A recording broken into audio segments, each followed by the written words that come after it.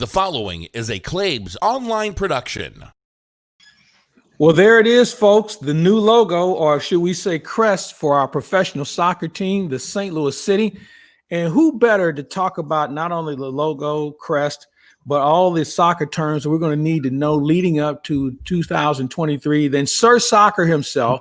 He is Bill McDermott. And Bill, first of all, there's a lot of reasons why I want to talk to you, but obviously soccer is one of them. But more importantly, you having a art background, a graphic design company, you know about color schemes and the proper colors. Mm-hmm. You may even have a bronze beret somewhere in your closet, probably a smock and one of those cigarette holders that all art guys have. Let's make sure we get this thing right as far as the correct color term and just the thought process that went through the design. Yeah, Mike, the overall colors came from the city flag, and it's called City Red, River Blue, Energy Yellow, and Arch Steel Gray. And as you can see in the overall image, the arch is, of course, a part of it. It's almost a mandatory ingredient when you have a St. Louis professional sports team, anything from St. Louis. The colors work well together. The typeface is an old typeface, old established typeface. The word city is in your style. It jumps out at you from the color field. It's going to reverse in white out of a color field, whether it be red or black. So it's going to work well together. The overall shape of the crest is very unique, very streamlined. You seldom see a crest with rounded corners like that. So it works very nicely. And then also the vertical lines behind the overall image of the abstracted arch work well to connote the two rivers that flow through in and around the city of St. Louis, the Missouri and the Mississippi, as they link up together. So overall, with reference to showing the city, the typeface. So by the way, the SC, as we look at this particular piece, the SC not only stands for soccer club, but also stands for soccer capital. So it does indeed have a double meaning.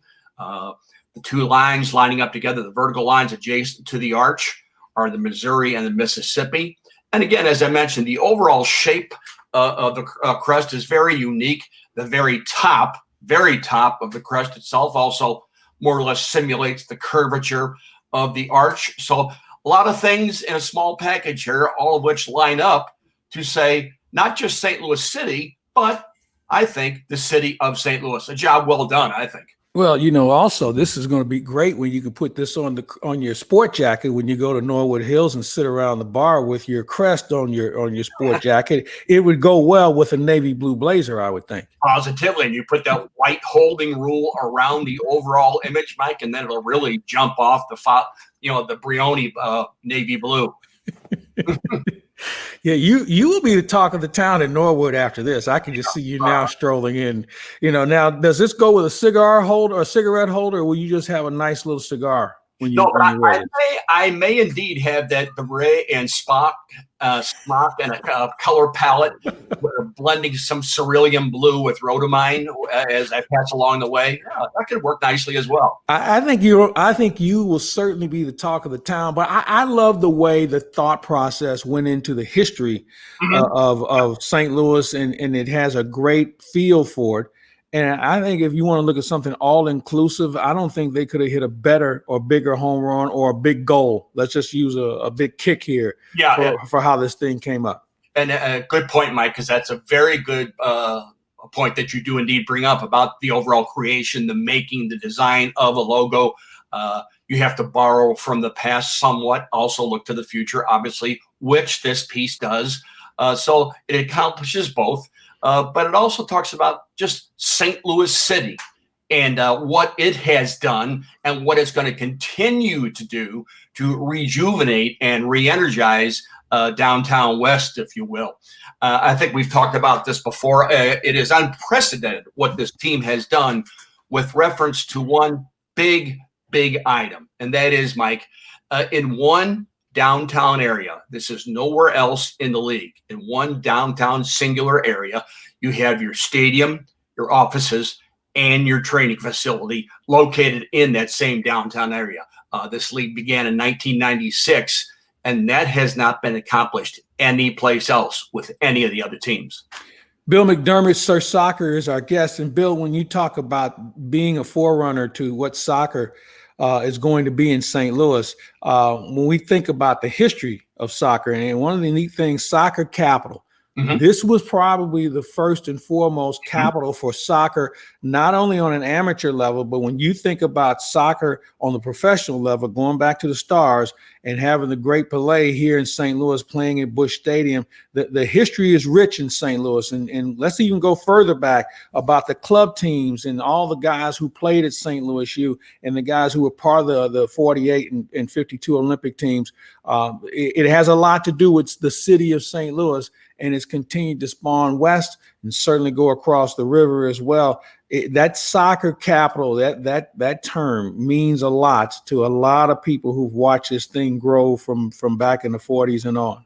I really think it does, Mike. Indeed, it was. St. Louis was the first soccer capital of the United States. Where the current soccer capital is, no one's certain. Everybody plays, Mike, but you allude to the late 40s and the 50s, the 1950 World Cup team. Everyone is doubtlessly aware of the fact that the part that the St. Louisans played on that team. But let's go back even further, the 40s, 30s, the 20s with the Ben Millers, the Skull and Steel Company, Stick, Spare, and Filler, Zenhofer Furriers, Carenti Cleaners. It just goes on and on and on. And these teams were not only good in the St. Louis area, but they also won national championships. And a goodly portion of the time when they were playing those games, Mike, they were playing against pretty much a team of solid international players. As a matter of fact, when I was on the St. Louis University team, we won the NCAA championship in 1969, played against the University of San Francisco, and their entire first 11 was made up of international players. And they just couldn't conjure up the fact that A, they were losing to a group of American players, but B, and perhaps more importantly, American players all from the same city. They just couldn't handle it. So St. Louis, as I just mentioned, the first soccer capital of the United States, not currently probably, we don't know where that is. I just mentioned that as well. But the birthplace of the popularity of the sport in our country dates back to 1875. And that's what St. Louis did for this sport in the United States. Interesting that there was not a nickname or mascot associated with this today. Still time for that, obviously. You tell me, because a lot of people are going to be new to what this professional league is going to mean, because we still have to get up to snuff on the proper terms. We have to get up to snuff on how to cheer and things of that nature.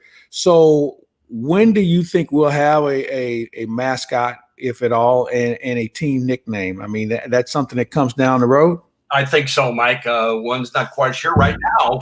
Right now, you'll probably just be saying the other teams around the league will probably be saying, "Well, we'll be playing City." Or important, we'll be playing the Timbers, playing Los Angeles, or playing the Galaxy. So some teams do indeed have nicknames. The league started off with 10 teams.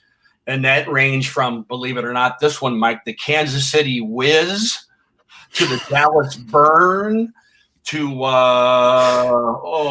the Tampa Bay Mutiny, which, by the way, no longer exists. So a lot of teams have gone different ways. As a matter of fact, the San Jose Clash, they started off in 1996. They were in the inaugural game, by the way, against DC United in April of 96. But they went back to their old NASL name, the San Jose Earthquakes, because so many people in that community grew up with the sport of soccer in San Jose with the name Earthquake. So consequently, the Clash became the Earthquake. So it varies far and wide.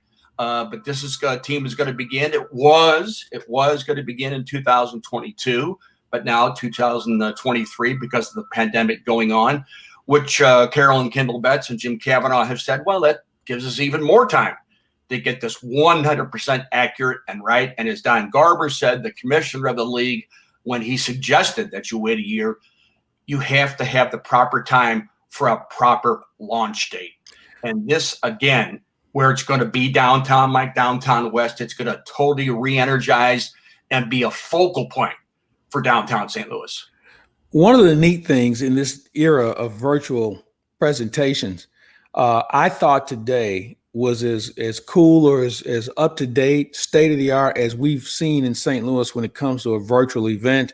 the press conference, Dan McLaughlin, who did a terrific job as he always does. And I always wonder where we would be without a broadcasting face for this event. You and Dan McLaughlin have just been outstanding in your leadership and just your recognition. People know who you guys are. What was it like for you to have that beautiful likeness of yourself in the first row of the virtual press conference today with so many interesting people? There were also in there, but here's Bill McDermott and his lovable mug right there in the first row. And that, Mike, is an old, I emphasize old, that's an old, someone said to me, "Boy, it looks just like you are right now." Oh, okay. That's an old ABC ESPN publicity photo from when I do not remember. If you look at the Mike flag, it was the old MLS logo, but they were very nice. MLS for the Lou Group to put me in the front row next to Bradley Beal. Bradley Beal, may I remind you, I first saw him play at Chaminade on a McBride throwback night. And what that means, Mike, is that every year, once a year, Chaminade honors the McBride alumni. They let us come out to the school. Some in walkers. Yes, precisely. Some to watch the game, some to just gather with their friends. But we get a chance to watch a Chaminade team dressed in McBride uniforms. We sing the old McBride song. And that's when I first saw Bradley Beal and then Mr. Tatum, similar years, and thinking, oh, wow. It's a little different than basketball we played at 1909 North Kings Highway in McBride's gym. Hey, well, Bill, you know what? It was fun. I was excited for today.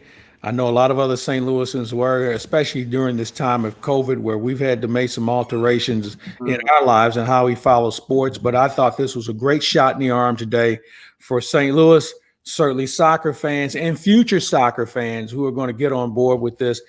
I can't wait to see the sales, the merchandise sales for the St. Louis City soccer team. And again, to watch you walk into Norwood Hills into the men's bar, that logo and your sport jacket on, and maybe an ascot. I'm sure you'll be able to find a matching ascot that'll go along with it. I'll have the ascot that Cary Grant wore in It Takes a Thief when he was courting Grace Kelly. One of my favorites of all time.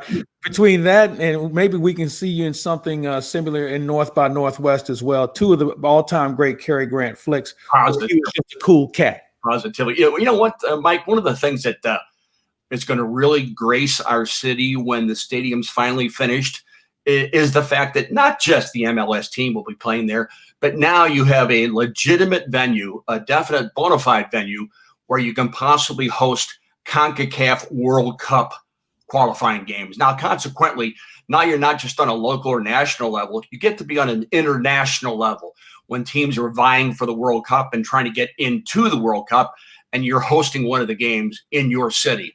The city will be electrified when you see that. You emphasized just a moment ago, Mike, about the gear, the souvenirs. The crowd will tend to be young, and this venue is going to rock. You said a moment ago, we're going to have to learn how to cheer. It won't take long.